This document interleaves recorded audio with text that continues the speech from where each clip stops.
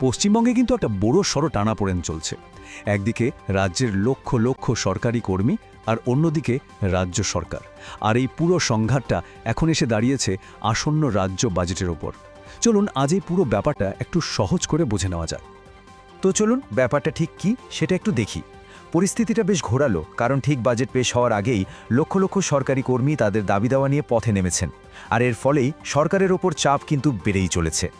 পুরো ছবিটা পরিষ্কার করে বুঝতে হলে আমাদের কয়েকটা জিনিস দেখতে হবে। প্রথমে দেখব এই অসন্তোষটা কেন, তারপর তাদের আসল দাবিগুলো কি কি। এর সাথে জড়িয়ে আছে চুক্তিভিত্তিক কর্মীদের দুর্দশার কথাও, আর অবশ্যই এর পেছনের রাজনৈতিক চাপানোতর।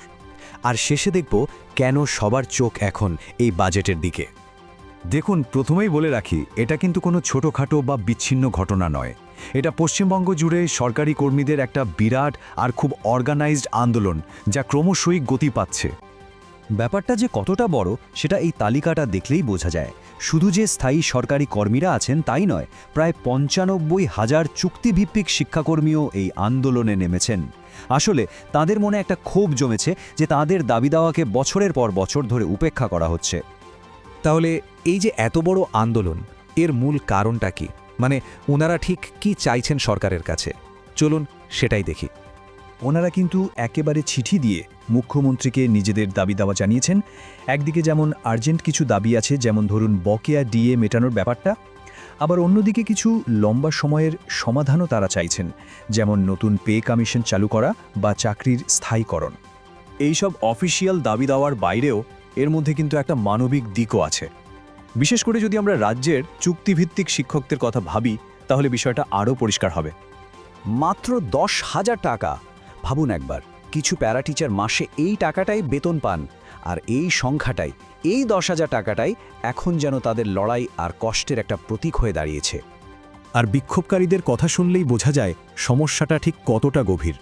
তারা বলছেন এই বাজারে ১০-১৩ হাজার টাকায় সংসার চলে না।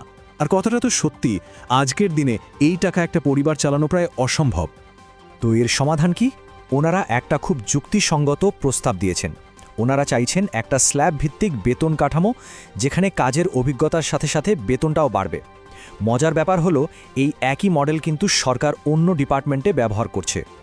কিন্তু একটা প্রশ্ন আসতেই পারে, তাই না, যে এই আন্দোলনটা ঠিক এই সময়ে এত জোরদার হলো কেন? এর উত্তরটা কিন্তু লুকিয়ে আছে রাজনীতির অঙ্কে, আর সামনেই যে নির্বাচন। এই টাইমলাইনটা দেখলেই পুরো ব্যাপারটা পরিষ্কার হয়ে যাবে।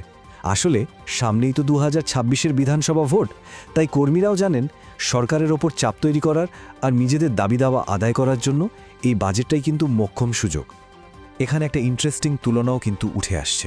বিক্ষোভকারীরা বলছেন, আগে মানে বামফ্রন্ট সরকারের আমলে বাজেটে প্রায় চুক্তিভিত্তিক শিক্ষকদের বেতন বাড়ানোর ঘোষণা হতো, কিন্তু এখন সেটা হয় না। তাই তারা চাইছেন সেই পুরনো দিনগুলো যেন আবার ফিরে আসে। তো এই সব মিলিয়েই পরিস্থিতিটা এখন এমন একটা জায়গায় এসে দাঁড়িয়েছে, যেখানে লক্ষ লক্ষ মানুষ, আক্ষরিক অর্থেই লক্ষ লক্ষ মানুষ অধীর আগ্রহে অপেক্ষা করে আছে বাজেট পেশ হওয়ার জন্য। সবার মনে এখন একটাই প্রশ্ন, বাজেটে কি কোনো ভালো খবর আসবে? আর এর মধ্যে একটা গুঞ্জনও কিন্তু শোনা যাচ্ছে যে মুখ্যমন্ত্রী নাকি কিছু গুরুত্বপূর্ণ দাবিতে সই করে দিয়েছেন। তাহলে কর্মীরা ঠিক কী আশা করছেন? মূলত এই ৪টে বড় ঘোষণার দিকেই তাদের নজর। একটা বড়সড় ডিএ বৃদ্ধি, সপ্তম পে কমিশনের ঘোষণা, চুক্তিভিত্তিক শিক্ষকদের জন্য নতুন বেতন কাঠামো, আর চাকরি স্থায়ী করার একটা পরিষ্কার রাস্তা। এর যে কোনো একটা হলেই সেটা তাদের জন্য একটা বিরাট জয় হবে। তো সব মিলিয়ে মঞ্চটা কিন্তু একদম তৈরি। এটা শুধু একটা অর্থনৈতিক সিদ্ধান্ত নয়, এটা একটা বড় রাজনৈতিক সিদ্ধান্তও বটে। এর উপর নির্ভর করছে রাজ্যের অসংখ্য পরিবারের ভবিষ্যৎ, আর হয়তো রাজ্যের আগামী দিনের রাজনীতিও।